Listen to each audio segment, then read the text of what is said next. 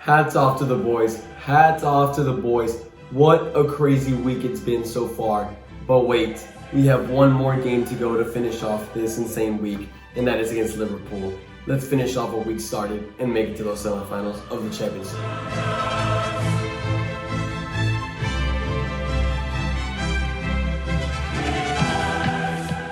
What's up, guys? Welcome back to it, Merengue Culé. As you can hear, my voice is finally starting to come back. Yeah, after this week, after all that live streaming, after all that screaming from Real Madrid doing so good, my voice said, see ya, peace out. I've helped you enough and it's time to go, but it's finally returning. But with that being said, let's start analyzing Liverpool one more time, doing that final pre-game analysis for that second leg that we're going to be going over to Liverpool, over to England, over to Anfield Stadium. Let's talk about a little summary of what happened in leg one. And that's basically, for those of you that, I don't know where you've been, but if you haven't seen the first leg, if you haven't heard anything about the first leg, Real Madrid took that game 3-1, a score that many people probably would have not predicted. However, I know some of you lucky subscribers did. And before we continue with the video, here is the updated leaderboard, so you can see if you're up there. I believe I put the first 7 or 8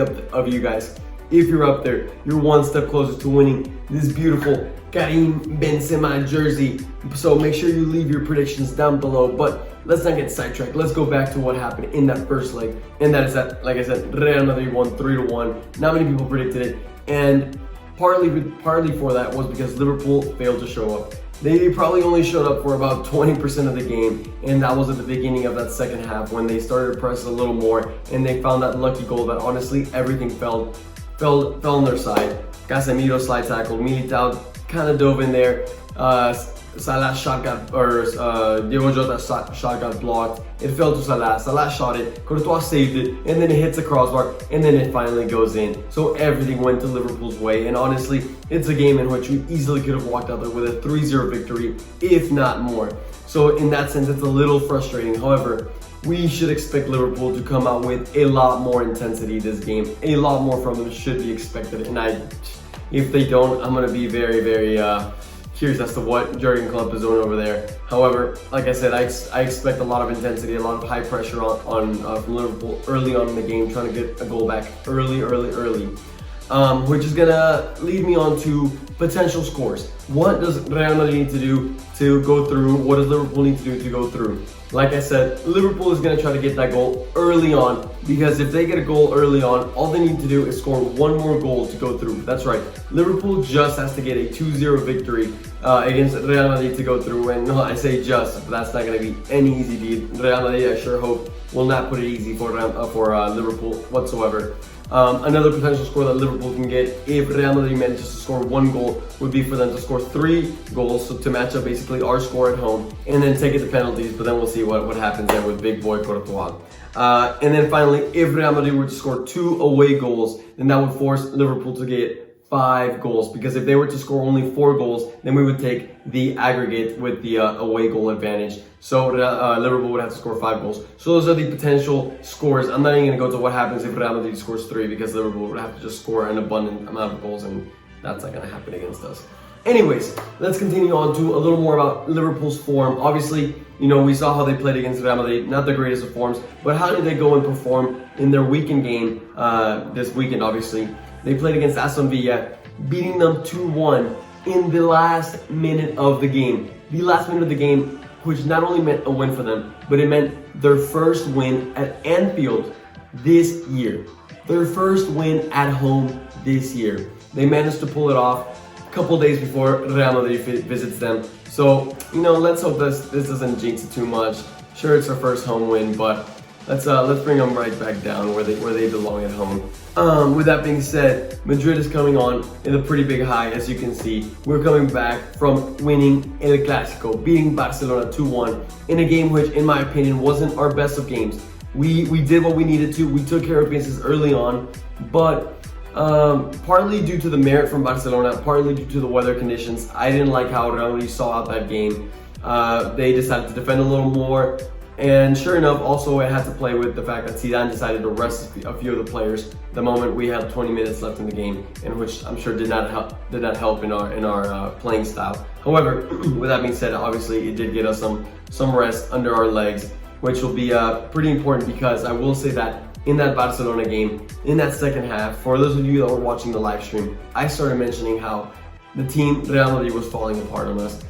I would look at the midfield, I would look at Casemiro, Toni Kroos, and Modric, and I wouldn't see the fresh legs anymore. I could see that they were feeling heavy, and I could see it because the team was not pressing high anymore. The team was just waiting back. So that is one big concern that I have on the team, how tired our legs are after coming from, obviously, a Barcelona game that was extremely tolling on us, and a Liverpool game in the first leg that was also extremely tolling on us. So that is something that concerns me a little bit. With that being said, I do want to talk a little bit about injuries / players that are going to be missing. Unfortunately for Real Madrid, we had Lucas Vázquez get injured for what seems to be the rest of the season after he hurt his PCL, posterior cruciate ligament. It's not his ACL, so it's not as long of an injury, which ACL injuries tend to be about 6 months plus. So reports are saying that Lucas Vázquez could be out for about 1.5 to 2 months, which would mean the rest of the season. But who knew? Who knew at this stage of the game that Lucas Vázquez would be such a crucial player to us? Such a crucial player to us. We saw he put the assist to Benzema, a beautiful assist. He's been playing so consistent, working his butt off, and he has earned that right back position. And it's really sad to see him leave. Like I said, a crucial player to us at the end of the season. And how are we going to replace him? So I want to make sure we're obviously going to be talking about how we're going to replace him, but that's going to be in a couple minutes when we talk about the predicted lineup. But with that being said, what other players are missing? Unfortunately, Rafael Varane is still going to be out due to COVID. Such an unfortunate loss to us. And on top of that, we have Ramos and Carvajal. That is in a perfect world, in a theoretical normal season, those three defenders are 3 of our 4 starters. It would have been Carvajal, Ramos, Varane, and Mendy. 3 of those 4 are going to be out. So Liverpool really can't make excuses of our defense is out, because our defense is equally out, and we still took to them, and we still beat them in that first game. So that is no excuse. And then lastly, Eden Hazard is missing, but what's new there? Moving on to Liverpool, not much has changed for them in terms of injuries. All 3 center backs are out: Van Dijk, Gomez, and Matip. Henderson should still be out as well. So not many changes from there. However, time to move on to the moment that a lot of you guys have been expecting. And of course, in goal, we're going to have Courtois. And no, it's not Navas. I had about 15 comments last time telling me, why did you put Navas on there? Blah, blah, blah, blah, blah, blah. Navas left years ago. Guys, oh, come on. I know that. It was a little mistake. Come on, please. Cut me some slack. With that being said, Courtois in goal. Okay, so this is where it gets a little bit interesting, because Zidane has 2 options. We either go 5 in the back, or we go 4 in the back. Personally, I think we're going to go 4 in the back, because once again, we already have 3 of our 4 starter defenders out. And when you add on to that Lucas Vázquez, there would be absolutely I don't think it would be smart for us to go to more defenders when we have less defenders on the squad. So with that being said, I'm gonna say that Zidane's gonna go with a 4 in the back. I think that's the most reasonable thing. Who would leave us to replace Lucas Vázquez? And in my opinion, the best option to replace Lucas Vázquez would be to put Valverde in there. Not Odriozola, and not move Militao to right back. It would be to put Valverde. Odriozola, personally, I don't trust him very much. The rest of the minutes that he played in El Clasico weren't horrible. However, just something about it still, I don't feel safe with it. The other 3 would be obviously Militao and Nacho, who have been playing phenomenally together. Shout out to them. Have only conceded 1 goal in about 3 games. Mendy as a left back, very, very solid. But yes, Valverde has obviously the back and forth. We know he has attacking capabilities. We know he has the stamina to come back. He's right-footed. He knows how to work that right wing. I think it could be a good option for us to put Valverde back there. So that's what I'm going to be going for. The 3 in the midfield, as always: Casemiro, Luka Modric, and Toni Kroos.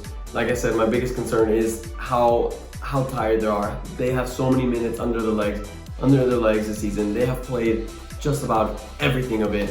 Obviously at a phenomenal level, but they're old too. Their age is not helping them. So that is why I'm so concerned about this part. But you know, it is what it is. And then up top, I'm gonna go for the same three that started against Liverpool the first game, which are Asensio, Vinicius Jr., and Benzema. And I'm praying that Vinicius Jr. can keep growing. He seems to be developing so well these past couple of weeks. And I think it's just making Madridistas so excited to keep seeing him take on defenders, get assists, get goals. Like, I hope he can get himself another goal. If you haven't seen the live reactions, obviously you saw. I told you guys in the pre-game analysis for the last Liverpool game, I told you guys that if Vinicius scored, I would lose my mind. And what happens? He goes and scores 2 goals. So if you haven't seen those live reactions, I highly suggest that you go check them out. And then Benzema, of course. You know, there's not much I can say. The greatest player on this team right now, phenomenal form, just keeps breaking records. There's not much more I can say. But with that being said, I don't want to keep you guys here too much longer. It's time for my score prediction. Remember, guys, I want you to leave your score prediction down below to win this beautiful Karim Benzema jersey. But for me, it's going to be an interesting game. I don't think we're going to actually win this game. However, we're going to go through. I think it is up to us to lose the pass to the semifinals. We have 1 foot in. I think Liverpool's going to go up early on us. I do think they're going to go up early on us. They're going to score a goal within the first 20-25 minutes. But we're going to have to remain calm. We have the experience to remain calm. Us fans and the team. But I do think we're gonna get a tie. We're gonna get that goal some point late in the first half, early in the second half. And then Liverpool's gonna find that second goal to make it 2-1, and in them attacking to try to find that third goal, we're gonna get a counter attack and we're gonna get that second goal. So that's right. My final prediction is a 2-2 tie for us. That will let us go through in aggregate 5-3, and hopefully meet up Chelsea in the semifinals of the Champions League. Guys, with that being said, that's all I have to. Oh, actually no, I do have one more thing to say. Jurgen Klopp went out there and disrespected the El Estadio Di Stefano, saying that it was a training pitch. And we had Valdano go out there and say that once El Santiago Bernabeu is fully built, it's gonna make Anfield Stadium look like a training pitch. So let's just go out there. Let's shut Jurgen Klopp up once again, with just actions, playing style. Let's just go out there and show him to just keep his mouth shut. With that being said, guys, I want you to let me know your score prediction. I will see you guys not tomorrow. Tomorrow is the PSG versus Bayern live reaction game. I don't think we're going to be streaming these. I think we need a little bit of a break. We've been streaming a lot. My voice, like I said, it takes kind of a toll on us. But of course, expect those live reaction videos. And with that being said, guys, I can't wait to see y'all then.